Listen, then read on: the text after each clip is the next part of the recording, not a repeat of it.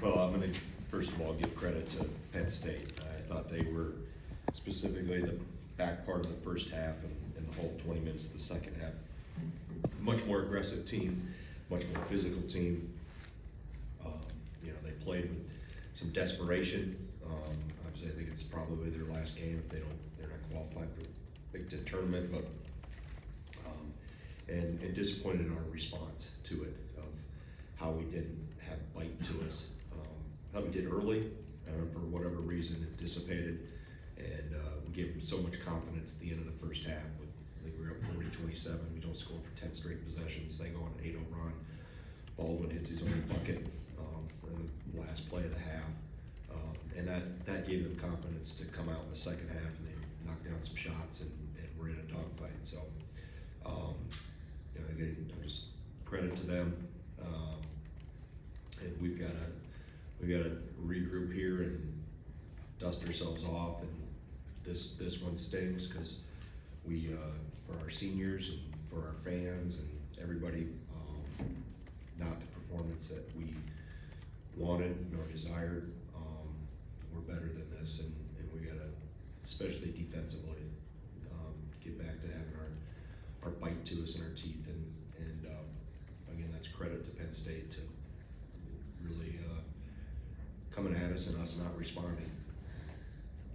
So with that, I'll take questions. Michael? You guys missed a lot of layups in this game. I guess, what is that a result of, in your opinion?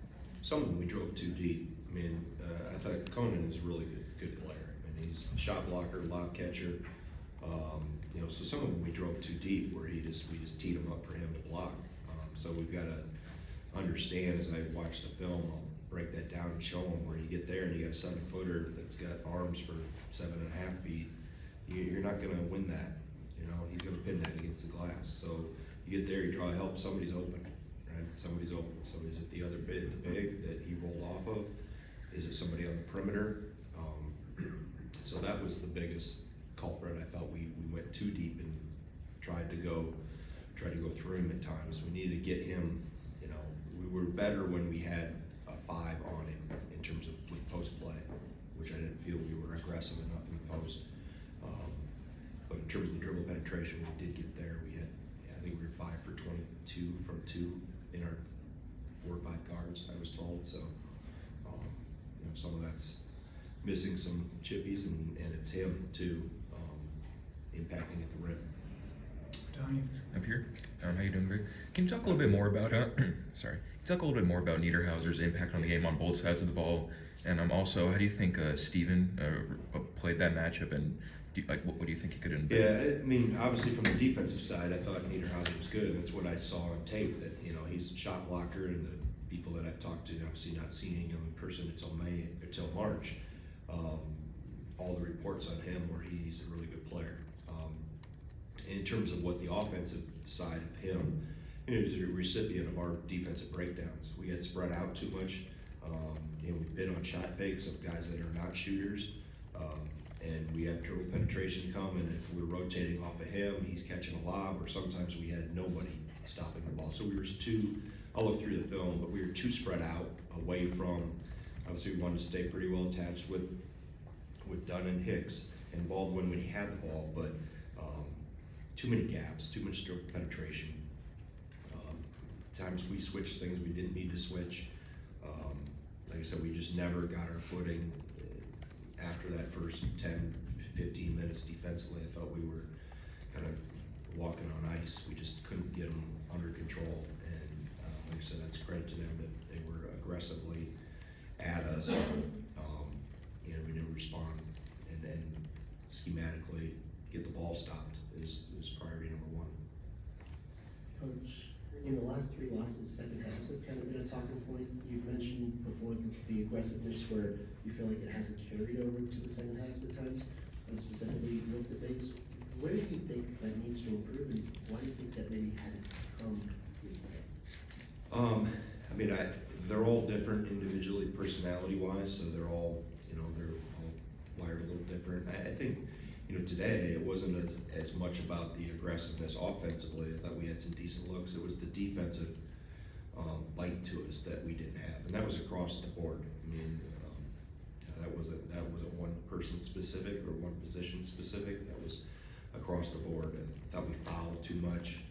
We let Baldwin reject screens, which is taboo, and puts us in positions to foul and giving up a layup, going away from a ball screen. So just, you know, and I thought we got sloppy with the ball early too. We were trying to, you know, break their pressure, and we make passes that have no business being made in transition. You know, with them still pursuing the ball in transition, and like I said, just that back half of the first half, and specifically the last 5 minutes or so, you know, set the tone for just pouring confidence into what they were doing, and that's where the tide started to turn. When we had a lead at halftime, I didn't feel good about what was happening. Mark? Knowing that he played the last 11 minutes or so, what was ailing him? And second part of that is, without him, without Max, you know, is there kind of a Yeah, we're a different team.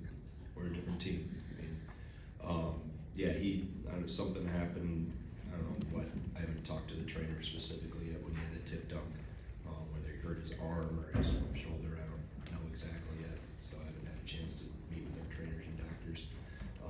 And I put him back in. I didn't feel he looked the same.